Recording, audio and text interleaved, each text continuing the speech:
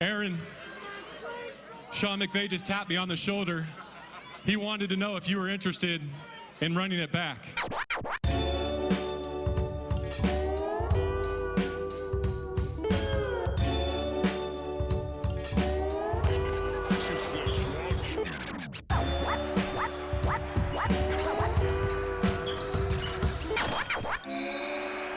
Welcome to Running It Back, the Lessons Learned from Sports podcast.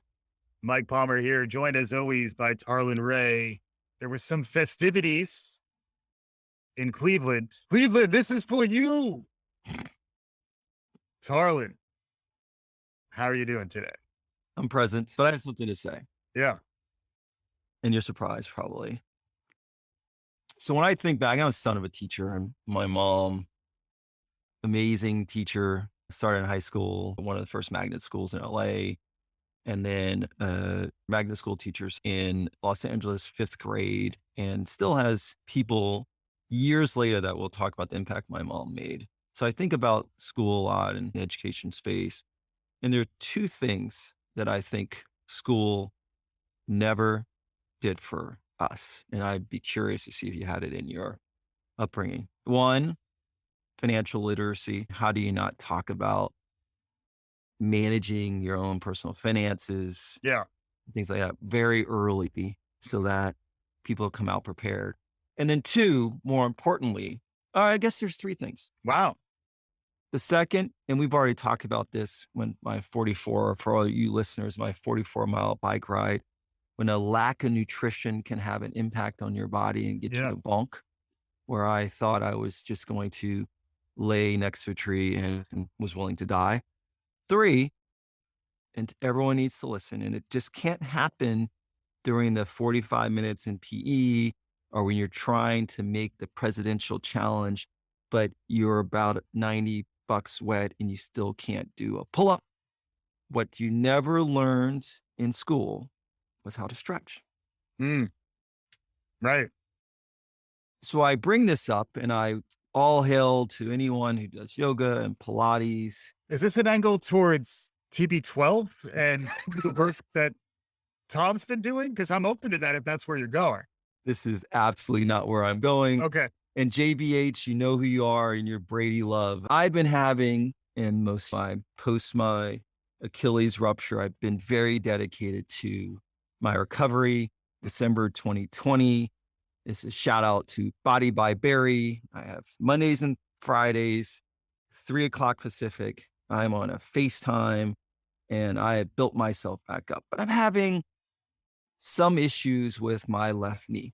Yeah. Now, it could be, and as Klay Thompson recently said, he believes he ruptured his Achilles after his ACL tear because he was going a little too hard and was not following protocol by his trainers. And he thought he just was trying to do too much. Yeah. It's all connected. All those, your knee bone is not too far. Connected to your thigh bone. That's a song, but your hamstring, most people don't know, is connected to everything. Yeah. So I would leave training sessions for a year and he'd teach me how to use the foam roller, which is the most painful thing ever. It sucks. And I think it's like really a way to get you to do side arm planks. You don't realize it. You're doing your planks while you're trying to stretch and roll yourself out. But I'm a horrible stretcher. Yeah. And the knee is spiking because, take a step back, as part of Black History Month, I'm a part of an organization. And in that organization, we have a group called the Diaspora. And the focus is on wellness. And me and another person in the organization, we thought we'd run a fitness challenge. Okay. Just to count movement and miles in any activity you do. You could be gardening, you could be walking. Right. And so as soon as there's a scoreboard posted, I am now competing not only with myself, but everyone. I see. So I have put on some extra miles on my legs. Remember, I never stretch. And the combination of having a competitive instinct and an aversion to stretching is something that's shared among many of us. Ultimately, those are two things that are not well paired. It's not good to always be chasing ghosts. Yes. I'm chasing this fictional person that I'm going to beat. I'm Right. chasing when I wake up at 5 a.m. and I'm doing a 5-mile walk, I'm seeing if I can beat my 14-minute, 7-second mile pace just for myself. So my left knee is screaming. Yikes. Finally, my trainer said, we got to stretch your hammy.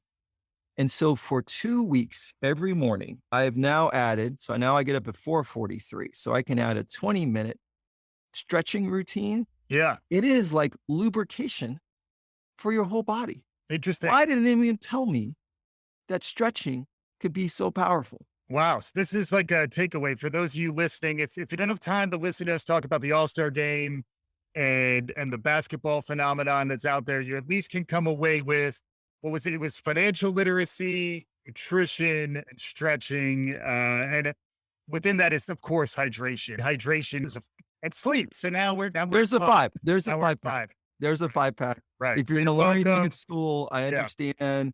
You're going to do Chaucer, Wanda Opera, the Right. Sotto, the Jolta March, a Terza la Rota. There's a general prologue that I still can't get out of my head. You Chaucer fan. Sure. But I would do those 5 classes, and Right. you're going to come out as a functioning human being. All right. So be on the lookout for that. It'll be Taibo meets what Tarlin was just talking about. So I think be on the lookout for that. Guy Kawasaki. Yeah. All that stuff's on the horizon.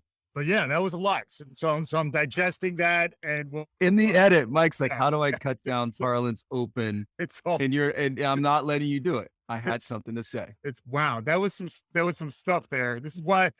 Thank you for listening. That's why we do these shows. And then the other reason why we do these shows is we try to connect what's going on in the world of sports to places where we can learn lessons. It's a very difficult time. What's happening in the Ukraine is tough to process. A lot of us turn to sports to deal with what's going on as an escape and as a place to find some solace. Shout out to Vladimir Zelensky in the Ukraine, what he's doing.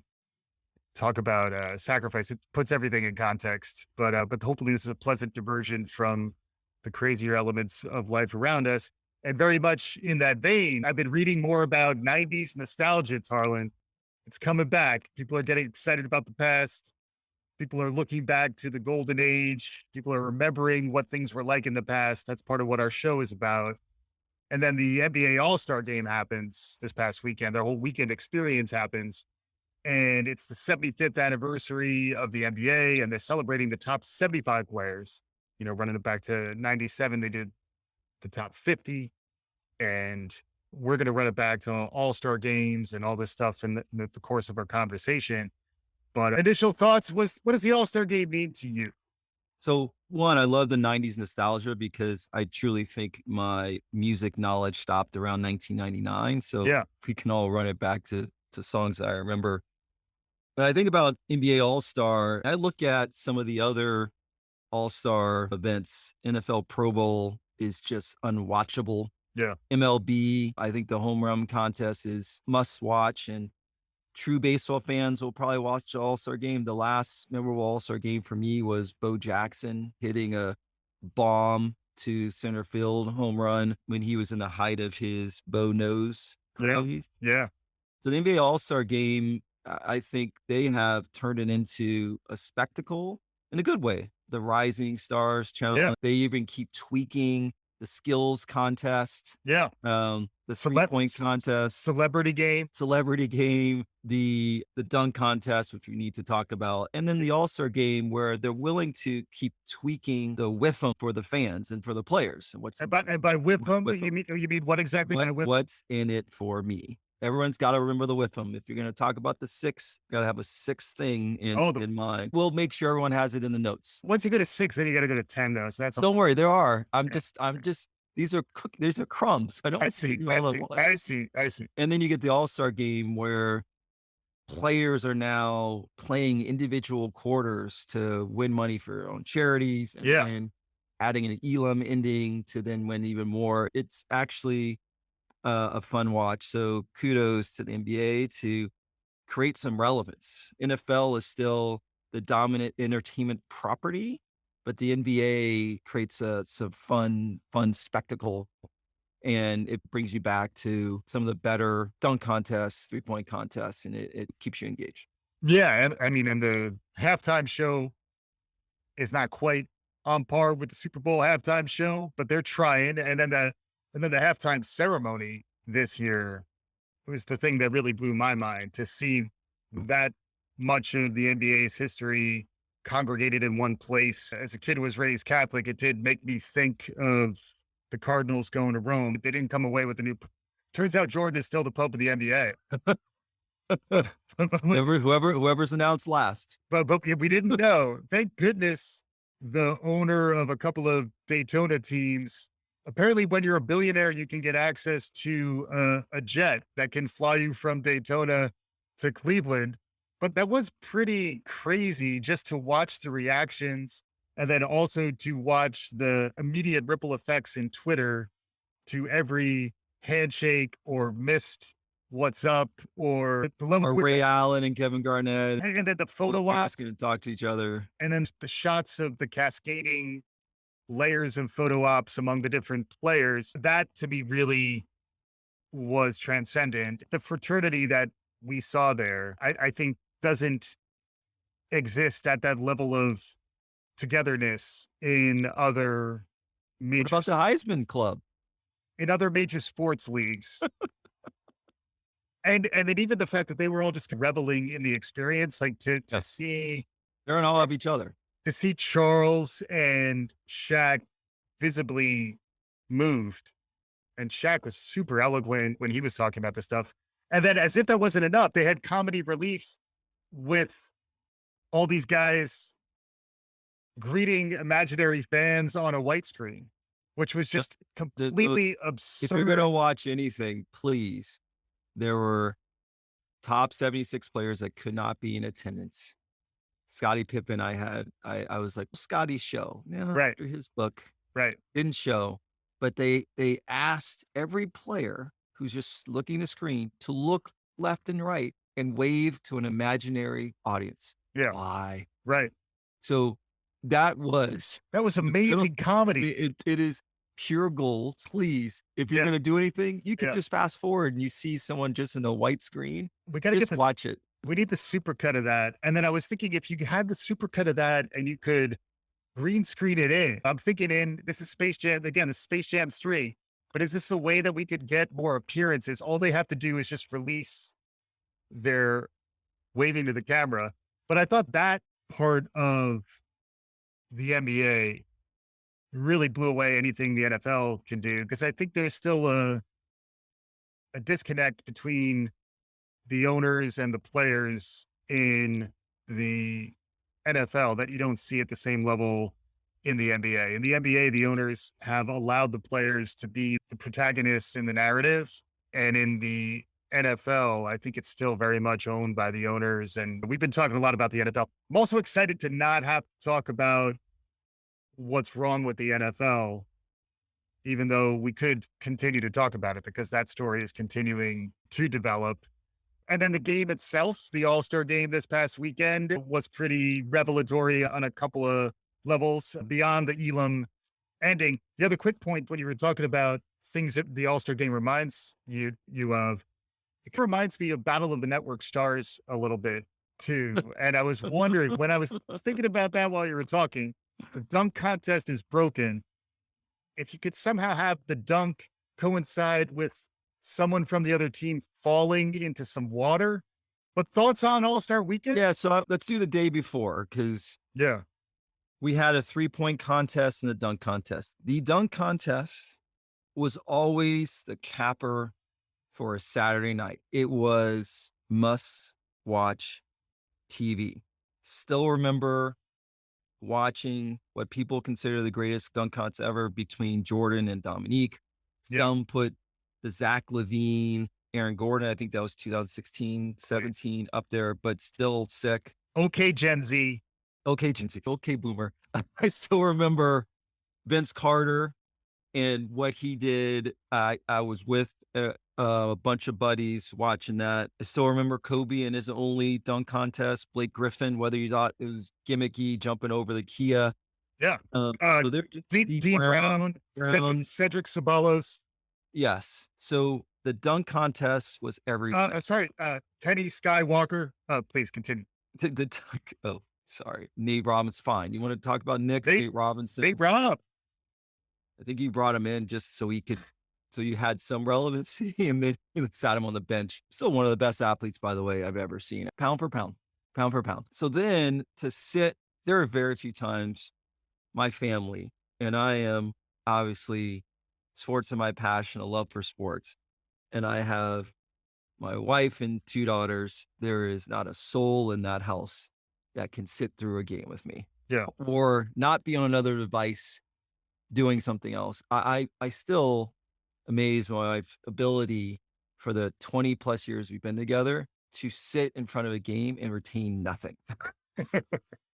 That being said, I was just muttering to myself how bad Yeah. the dunk contest was. And my older daughter's like, oh yeah, back in the day, everything was great. I was like laughing at that, but it's true. Yeah. So the number of dunks that were missed by Cole Anthony, 43-inch Verdon, better known as Greg Anthony's son. He's got his Tibbs on. Jalen Green, I can't. Jalen Green, G Leaguer, good hops though. Obi Toppin, Yeah. congrats. And Knicks did something again. You just keep putting out dunk contest winners. Actually, it was more like layups. He's a Wooden Award winner. I like to call him Obi won the contest. Toppin. Sure. That's not as good as your other one. Don't edit that out. And then Juan Toscano Anderson.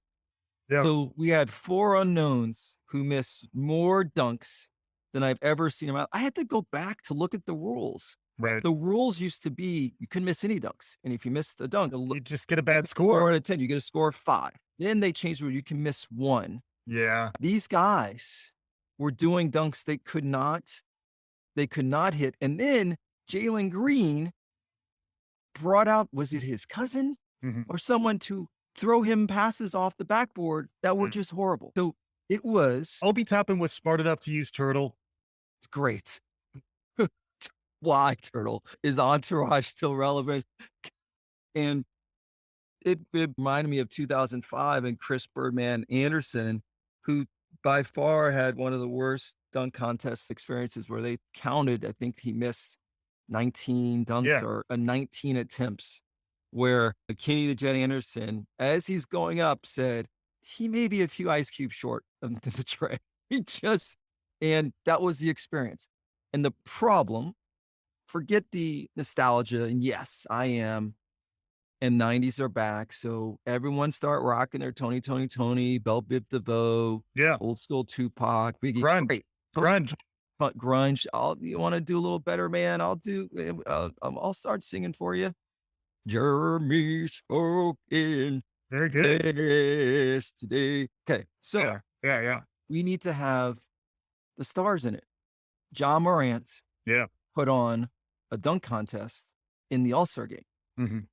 So until you can get guys, and you need to up the ante to come to the dunk contest, it is irrelevant. Yeah. And also I agree. I also feel like the rules could totally change. And I liked where you were going too, where one of these games was about in-game dunking. Like the equivalent of the Rising Star game is like you get the best dunkers, and then the goal is, and then it's scored by the end of the game.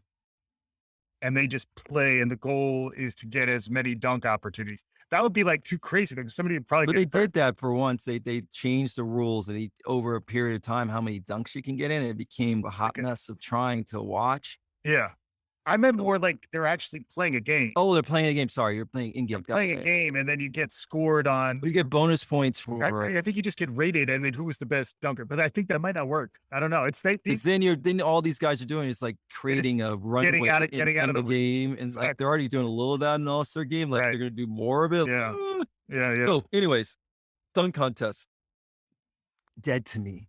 Yeah, point contest was fire, man. That's where the game is now. That's what I'm saying. So people are talking, and you keep talking about this thing, Twitter. I need to check out what Twitter is. Yeah. I have other sources. I wait for the physical paper to come out. The LA Times, they shrunk the sports section. I'm just waiting for them to bring it back. I think they did it in COVID, and there just wasn't any sports news. But I thought you had your assistant print out tweets for you, which is another whole nother. I mean, I don't even do that's actually smart because I like physical paper. So I'll work on that. See if I can get this Twitter thing on my BlackBerry. But the 3-point contest won by Carl Anthony Towns, who claimed himself before the contest the best big man shooter around and lobbied to get into the contest for years mm-hmm. and called his shot. Yeah. Now, there is a Mountain Dew ball now. So there's 2 balls that are worth 3. Right. The money rack ball, I love. You can station your money rack ball. So the balls that are worth 2, you can put all those on one rack. Right. Steph wasn't in it, right? Steph was not in it. So Trae Young was in it. They had guys that you expect to get to the finals. And it is oohs and ahs with these guys that are otherworldly and knocking down threes. And then Dame was hurt. And Clay is just coming back. But Clay, I bet you, will try to be in it again next year because Clay just wants to shoot the rock. Splash, brother. His jumper's wet. So you start thinking back and running it back to a guy that big. And you think about who's done that in the past. Kevin Love and Dirk are the only big men that have won that contest. And I start thinking, because KD never won, right? He hasn't really even played much. I don't know if he's ever entered, but he and Dirk has won it twice. Steph has won it twice. Remember the start of most people don't realize that the 3-point contest started in the mid 80s. Larry Bird won that contest 3 years in a row. And then basically was like, I'm good. Yeah. Craig Hodges, most remember, that was must see. Craig Hodges was a baller. He won 2 years in a row. We got Capono that went back to back. Everyone knows Jason Capono. Yeah, so that's Bruins, deep cut UCLA thing. Yeah. Peja Stojakovic and Hornacek. So it is become, because what the game is today, and I dare someone to just randomly go, I haven't been to a gym in a while. Let's see the open run. I dare you to see how many guys are in the lane and how many guys are jacking threes. It's what we all want to see. It's the oohs and ahs. And so I can't wait to see the flip of the order so I can see what is the dessert at the end of the Saturday when I got a cocktail, because I want just to see those guys bury threes. Yeah. I'm thinking a 3-ring circus. I think you have the skills contest, the NBA 3-point shooting contest, and the slam dunk contest all happening at the same time. You do it all in VR. And here's the thing, Tarlin, you do it in the metaverse. Come at me, NBA, Palmer Media Production. We're ready to blow the lid off this. Meta what? Metaverse.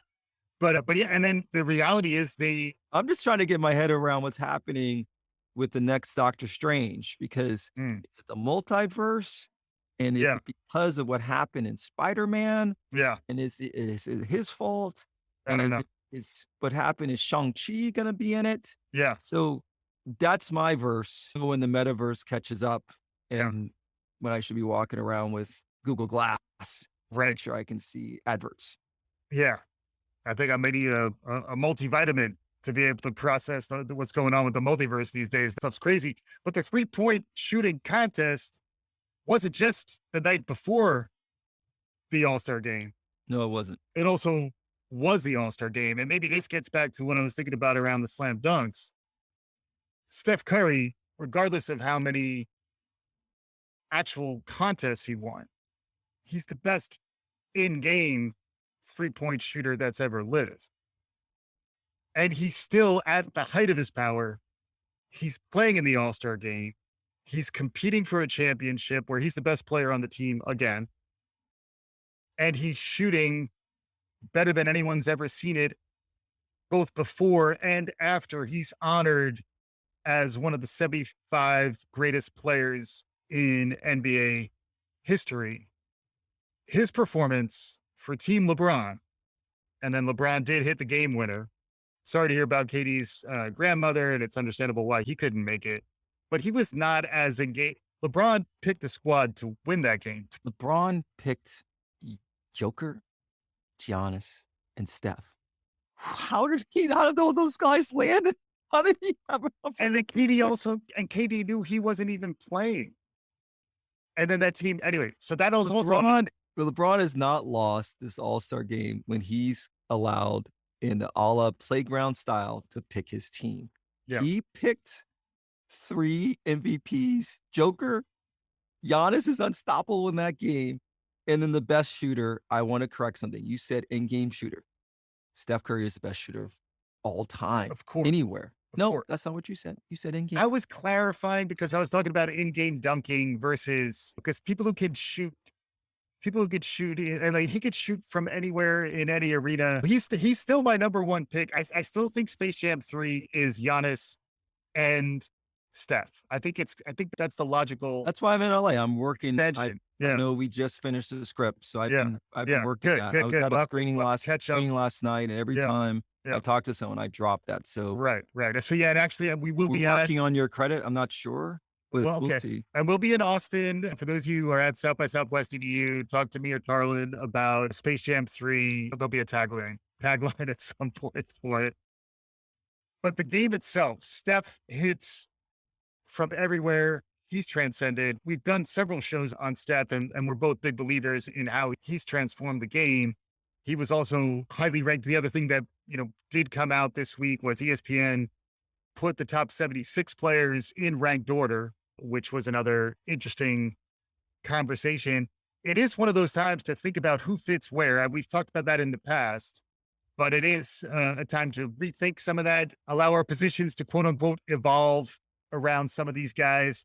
Thoughts on maybe the top 5 through the lens of this past weekend? Yeah. As you mentioned the All-Star game, I just want to hit on that Yeah. for a second. Team LeBron won again. LeBron won he hit the game winner with a step back shot that was patented by Jordan. And he specifically said that Jordan dominated that. He was the star of stars and still is. Curry in the game, obviously honors the top 75. People saying that Curry's having a down shooting year. Yeah. Which he is, but still otherworldly. Curry's being booed in the Cleveland Cavaliers arena. He's getting booed. And then Curry goes and he hits 16 threes and erupts for 50, 2 shy of Anthony Davis's all-time All-Star game points mark. Mm-hmm. So before we get to the rankings, run it back to an otherworldly performance in the All-Star game. Curry having beaten the all-time 3-point mark in terms of 3-pointers made. I think it was some irrelevant team that he did it against. Oh, the Knicks. Yeah. He did in the Garden. Mm-hmm. Then goes in front of the 75 best players of all time, where these guys want to show up, dominates. Yes. And it's not from just because he's being left alone. It was from 30, 35, 36. And crossing half court and shooting a shot, and he does this, and then just turning around. It's halfway to the basket, and she's walking back. Yeah. And the other guys on the team are saying, get him the ball. There was one time every starter, Joker, Giannis, LeBron, touched the ball until they could get it back to Curry because his jumper is so wet. Yeah. So, yeah. Amazing moment. Mm-hmm. I run back to 1992. Yes.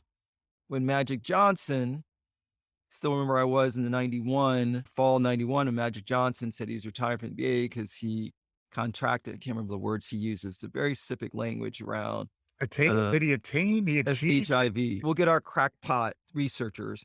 And then he got permission to play in the game. We know Karl Malone was worried about that. They hadn't come up with the blood rule yet. And he went and dominated the last 4 minutes of the game. The West team won. He won MVP.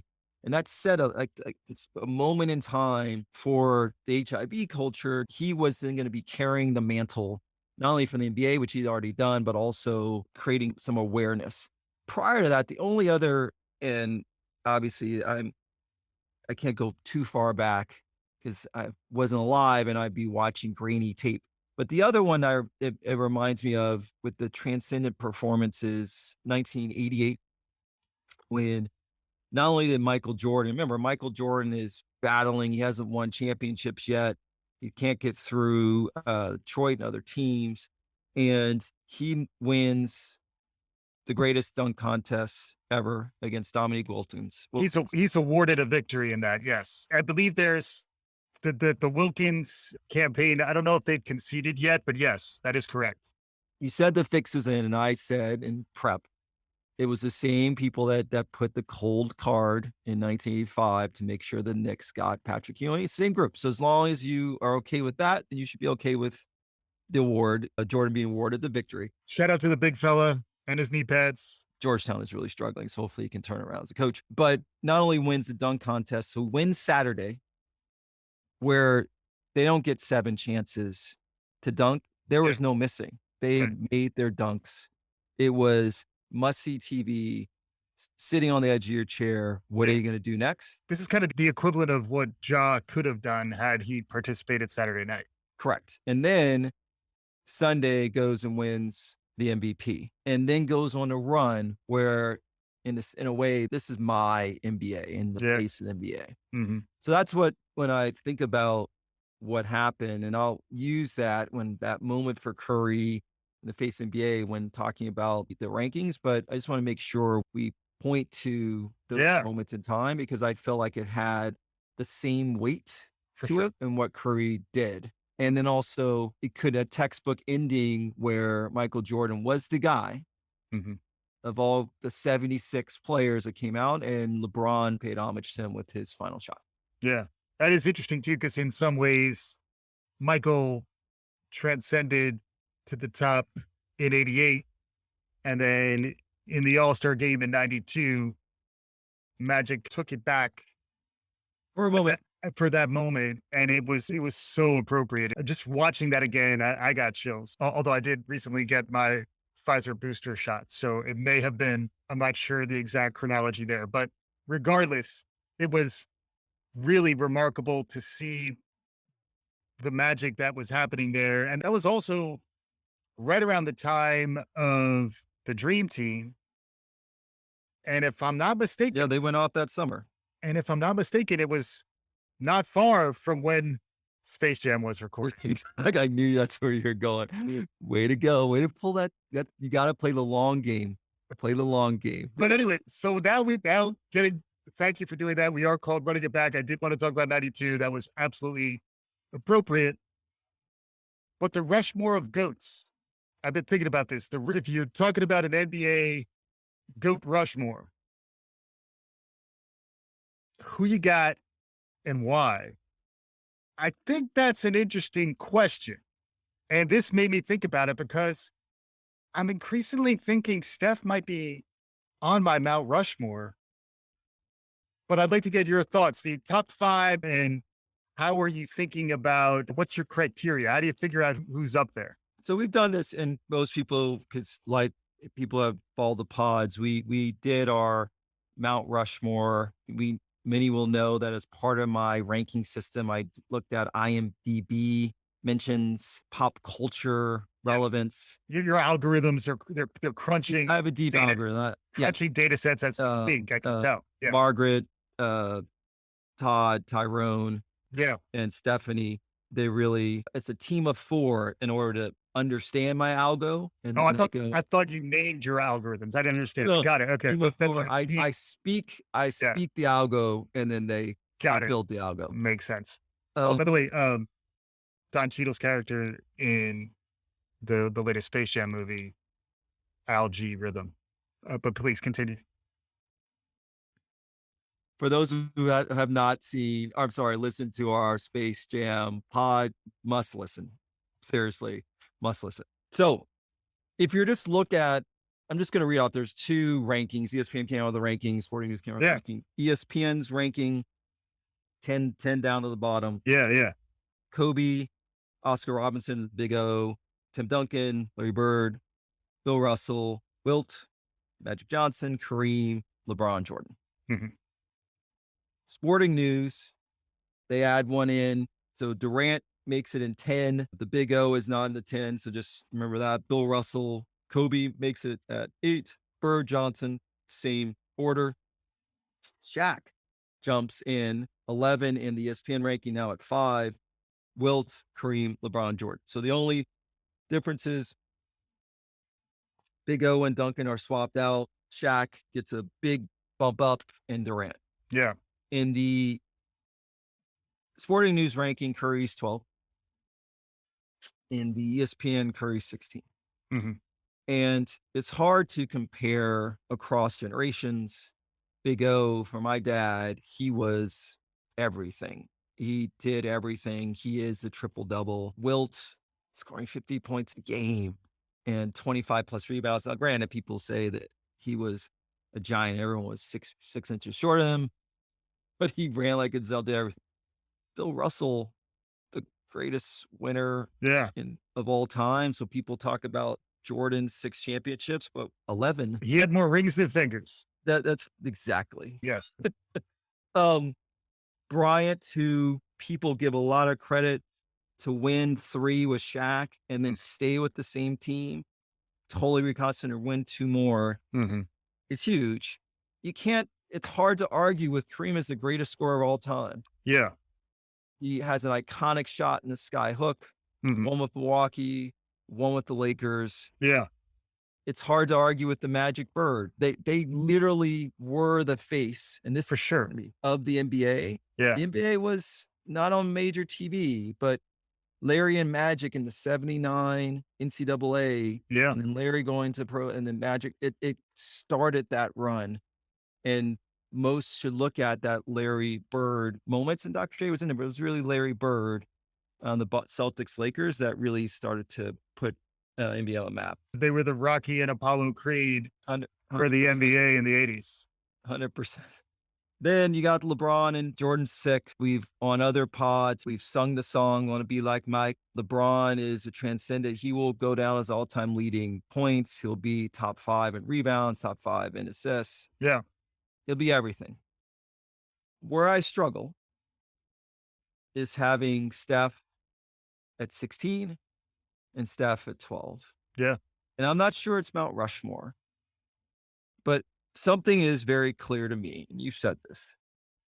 You have to give a lot, if you're in your algo, to being the face of the NBA. Mm-hmm. LeBron, it's LeBron's NBA because of player movement, because LeBron's moved to Miami and the big 3, and then moved to Cleveland, and then moved to LA. It's player power, player movement. You could see that with Harden going to Nets and Sixers. You can see with Anthony Davis moving his way to the Lakers. Yeah. With Kawhi to the Raptors, and then controlling his future to Clippers. Shorter contracts. Kyrie, the Celtics and Nets. Now, we had player moving forward, but LeBron, that's LeBron, and LeBron's taking his talent to South Beach. And LeBron's focus on social justice, which other players did, but you could see his imprint there. Yeah. But when it comes to the game, yeah, and the way the game is played, mm-hmm. this is Steph's NBA. Yeah. Giannis jokingly went to Steph after the dunk contest and said, "You ruined the dunk contest." So Steph Curry, who we know as a 3-time NBA champ, unanimous MVP selection, 6'3". So not dunking over anyone, not faster than anyone, has otherworldly ball handling skills, balance, but created an NBA that anyone thinks they can be a part of. It's approachable. Yeah. Because every 5'3", 5'4", any nationality, wherever you come from, you believe you can work on your handle and work on your shot, mm-hmm. and you have a chance to play the game.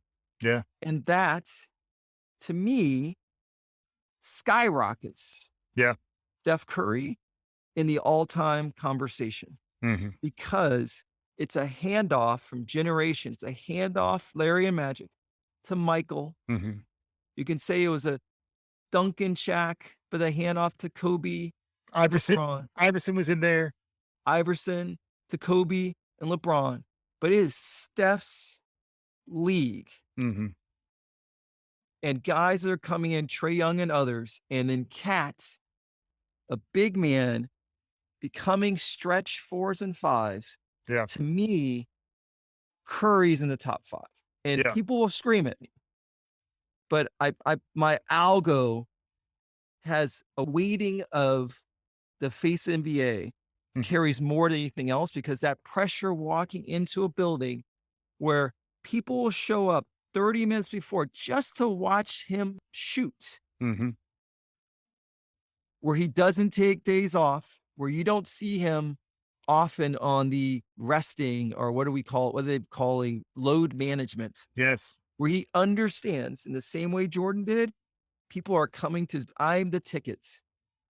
So I'll rest there, but I have a hard time, and it's no shame to all the winners and everything else, not putting him in the top 5. Yeah, I'm with you. This is where I was going. My Mount Rushmore, in terms of influence on the modern game, you got to include Michael. You got to include LeBron. I would throw in Magic. And then I would say Steph and Giannis. And I'm also thinking about the commercial viability. Who's going to get the big McDonald's ads? Who's going to carry this league? I think there's going to be a period where Steph is still holding on, and he is a little bit of the godfather role that LeBron is in now. And then the rising, transcendent future of the league will be Giannis. That's the vibe. Again, it wasn't so much an algorithm. I was having a spell. I'm not sure if it was some ague from my side effects. And, maybe I was having a fever dream about Space Jam 12 down the road, and you were in it, and I saw them all, and it was wonderful. But anyway, that's where I was landing with this coming out of here. It did make you reflect a lot, though, too. And it did make me think about what we do as a show. It also made me think a lot about the beefs that they have during the day-to-day. At the end of the day, most of them go away. Some people didn't show, and that was part of the problem. But it did feel like a real sense of community and fellowship. I would like to see the NBA do something with the WNBA in the future to maybe bring in some context, some setting where they can get the greatest men and women together in some context. But yeah, those were my 5, because I think Magic really changed the concept of a guard. He was transcendent. Michael and LeBron. You could throw Larry in there. Larry's maybe your 6th man, because you can't really have Magic without Larry. And then obviously there's plenty of other players in there. But I think when you start even a Kareem or Bill Russell, those big men are pretty much gone. And then some dark horses heading into the future. I do think Jokic and his style of play, he's only 27 years old, assuming he can play for a while with that style of play, and also the way in which he's shown that motor to get better. Those are the players that caught my eye, and that was kind of my take. Concluding thoughts as we're wrapping up. Concluding thoughts. We all have recency bias. For sure. Want to make sure you don't edit this out, but 4 faces of Mount Rushmore, you gave us 5. So I didn't know if there was construction on a 5th face right now. Well, there should be. And shout out to Barack Obama, fan of the show, interestingly, but I hope. But 5, I think you need 5 because you want to feel the squad. And it's so funny you say that Giannis, because Oakley and others have come out to say Giannis wouldn't survive in the early and prior NBAs because he can't shoot, and we just got beaten up. So I think you're doing the Giannis because of the Euro step. Yeah. I give you the 4. Big men will be pissed, but I have a big man bias. I often joke, go set me a screen and go rebound. So yeah, I think it is Steph Curry's NBA. He's changed the game, and you're going to see this for the longest time. One comment on Joker, he doesn't jump, so he can play like this for 12 more years. And he is so fun to watch. A lot of skill. You love skilled players. So thank you. This was like, as you said, coming in, I'm a prepper. I have little chicken scratch pages of my notes, Unabomber-esque, and we will share out photos of me prepping and small numbered stats and Yeah. no reference to Wikipedia because I act like I got this all in my head. But thank you for giving space to talk about the NBA and step away from some other things that are going on in the world, but also my ongoing battle or sort of frustration with the NFL.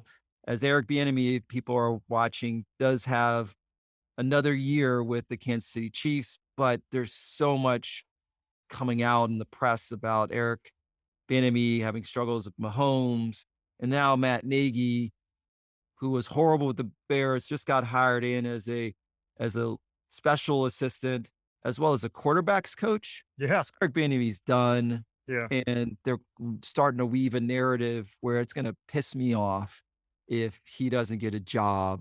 So we got a chance to walk away from that. I wasn't going to talk about that, but thank you, NBA. Yeah. Because now we have the short season, 20 plus games, third place in my Roto League, fourth place in my fantasy league. Nice. Now the fun starts. So it's always fun to chop it up with you, Mike, and everyone who's at South by Southwest. Come and watch us freestyle, and we're going to chop it up about the show there.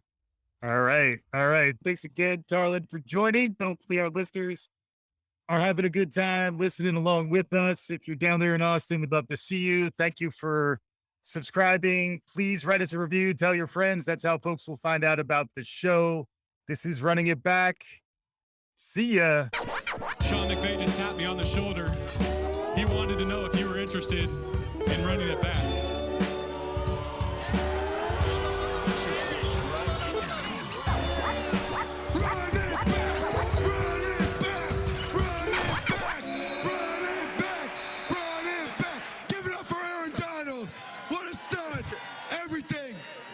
We built a super team. We can bring the super team back. Why not run it back? We could be world champions. Yeah!